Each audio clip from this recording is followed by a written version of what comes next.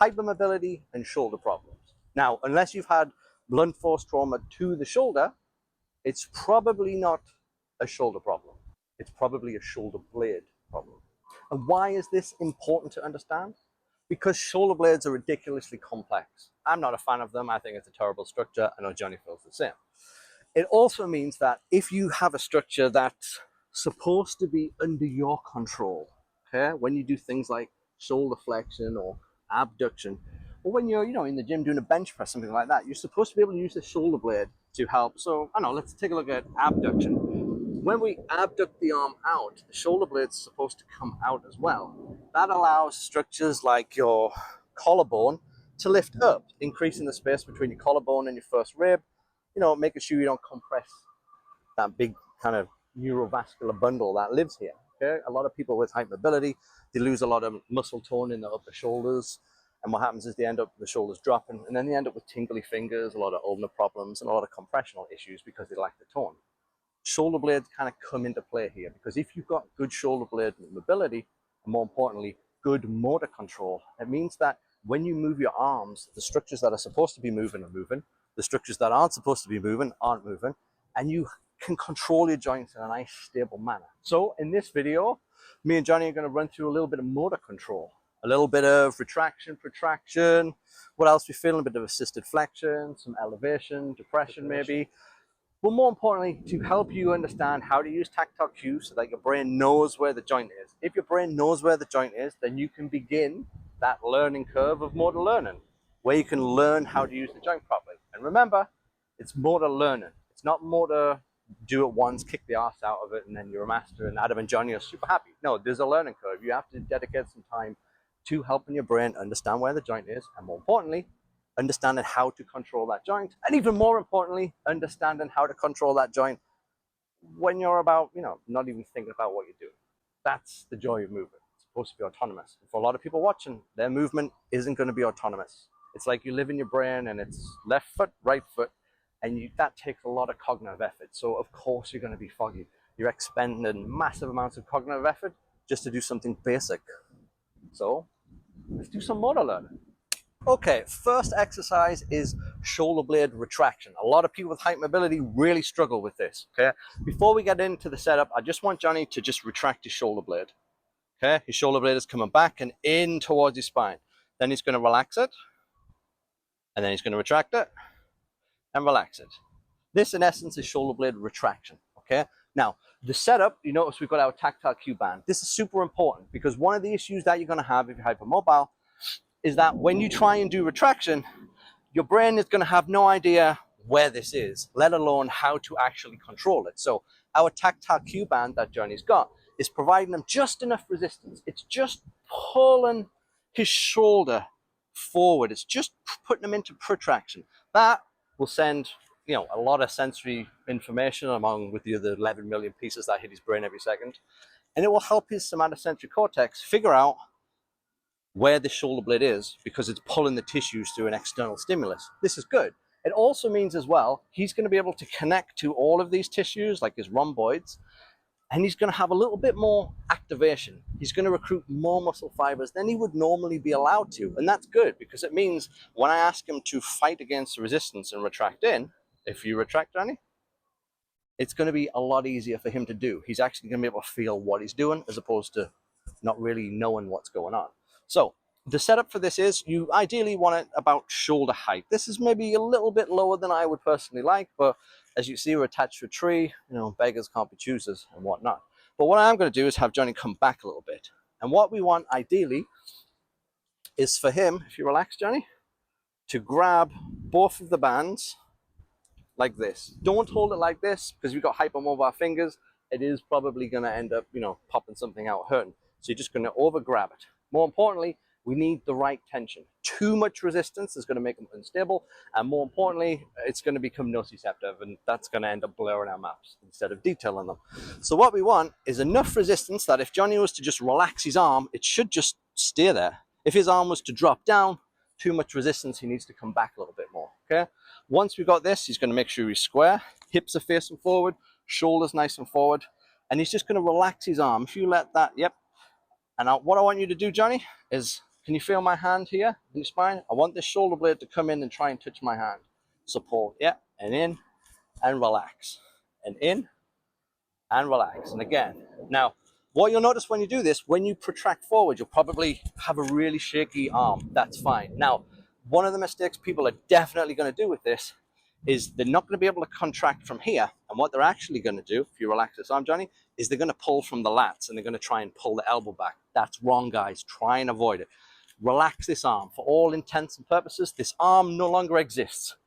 Don't think about pulling the shoulder backwards. Think about pulling the shoulder blade in towards the spine. If you do that, and if you pull in, Johnny, far easier. You'll be able to do this exercise properly every single time. Now, sets and reps, if you just rep it out, Johnny, give us a couple of reps. That's it.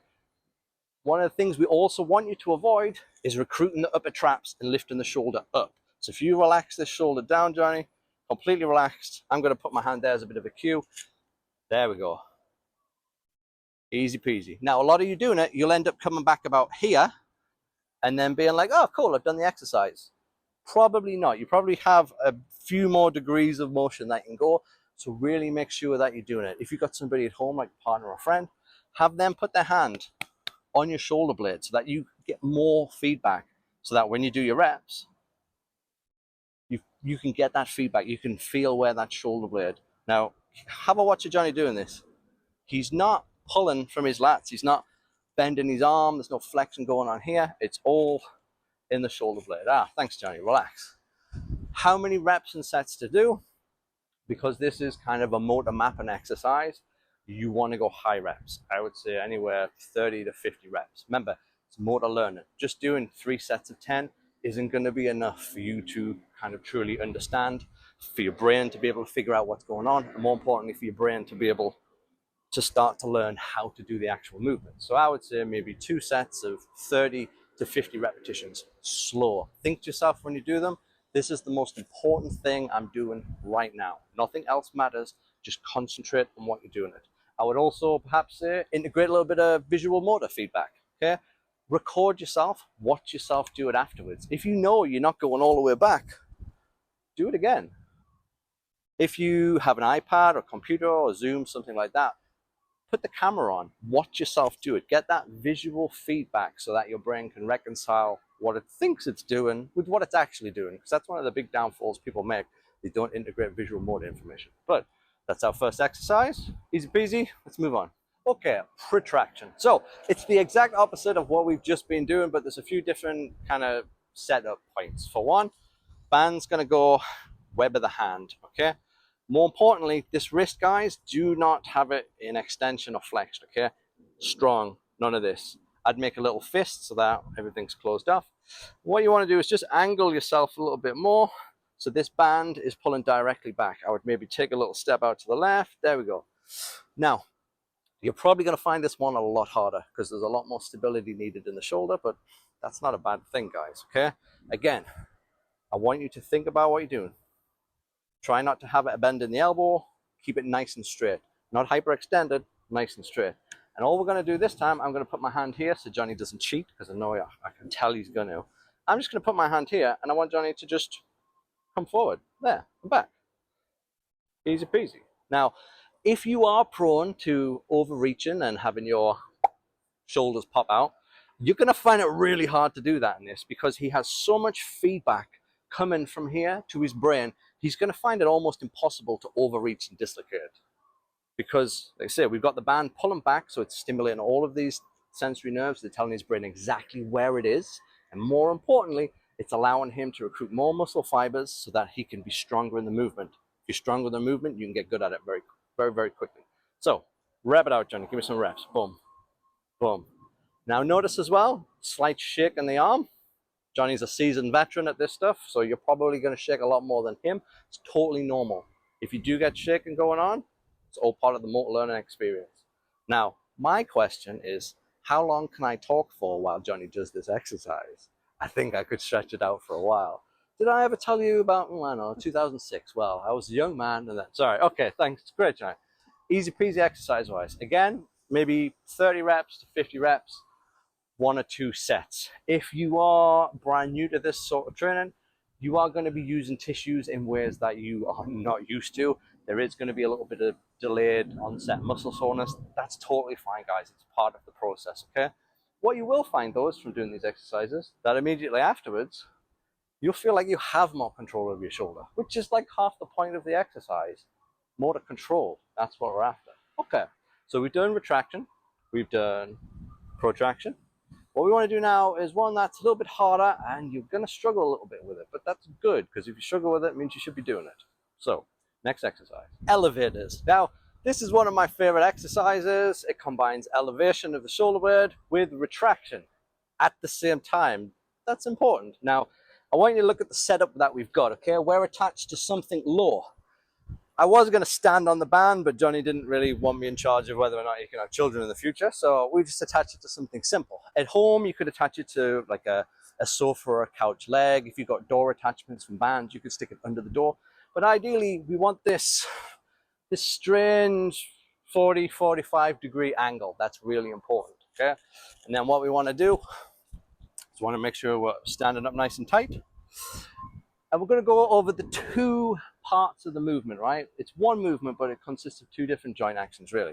The first one is elevation. That's the shoulder blade coming up. And if you relax back down, Johnny, we'll just do a couple of reps. Easy peasy, okay? Elevation, elevation. That's the shoulder blade. So I've got my hand on Johnny's shoulder. If you take it away, Johnny, you see how Johnny's shoulder blade is elevating upwards, okay? And the next one is one that you're going to be super familiar with, because we did it like 5 minutes ago. Retraction. Now, the key to this exercise is doing them both at the same time. So what it should look like is this. Elevation as he retracts. Pretty funky. However, yours probably going to take you 5 or 10 minutes to figure out how to control it. That's fine. Grab the band. We've got the tactile cue giving us a bit of feedback from here. Just do a couple of elevations. Just figure out, just elevate, John. Yep, thanks. Just figuring out which one's which. Elevation and then retraction. And then just try and do them at the same time. Now, one of the issues you're probably going to have is you're going to move from the wrist, you're going to move from the elbow, and you're going to end up just, if you bend your arm, Johnny, yeah, you're going to end up doing this, which is not the exercise, guys. This doesn't exist. Forget about it. Yeah, forget about it. And then you're going to pull the arm back. All right, give me some good reps, Johnny, all the way back. Boom. So he's elevating the shoulder blade. The shoulder blade's going up, but he's also retracting. Go on, give me some more retraction, Johnny. I'll hit my hand. Boom. Easy peasy. Lemon squeezy. Better than stressed, depressed, lemon zest. And again, how many reps can Johnny do? Infinite. Imagine if I hadn't pressed record, Johnny. Crazy. All right, cool. Easy peasy, guys. Like again, quick recap. We want this 40, 45 degree angle, okay? Again, if Johnny relaxes his arm should just stay in that position. If he was to come in, if you relax your arm now, Johnny, see how it falls? No, he needs to come back so there's enough tension, okay? Easy. Again, rep-wise, 30 to 50, 1 or 2 sets. If you brand spanking new to it, just do the 1 set. If, you know, maybe this is 2 weeks in the future, your shoulder's feeling good, you want to kind of stimulate those fibers a little bit more, feel free to crack those babies up to 2 sets, maybe 3 if you're feeling funky. Okay, next exercise. Assisted flexion. So this is a funky exercise. I really like it.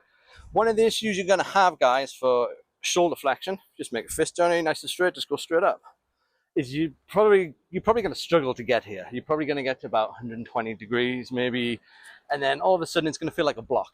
It's not a block, it's just your brain isn't too sure how to use the shoulder blade to actually get that full 180 degrees. So what we're going to do is use a band anchored taller than you to help assist and pull the arm back. So what Johnny's going to do is he's going to grab it like this.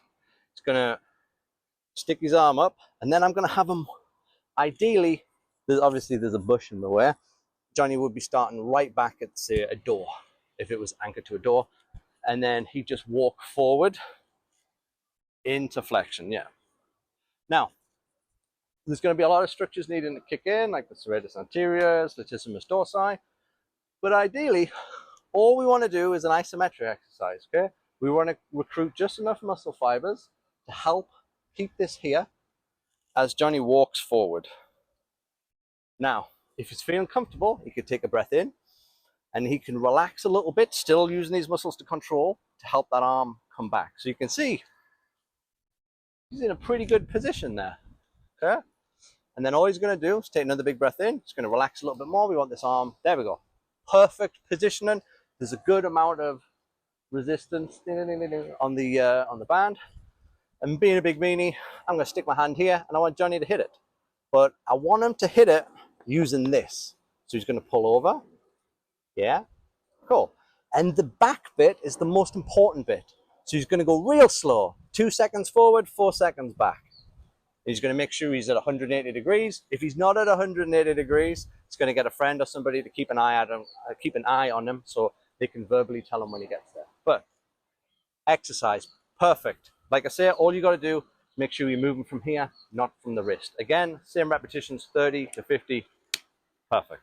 So there you have it. Really good exercises to help with motor learning, to help with the shoulder, well, shoulder mapping, knowing where the shoulder is, and motor control, which, 6 and 2 3s, they're both equally important. But for me and Johnny, guys, take it easy. Hope you enjoyed it. See you soon.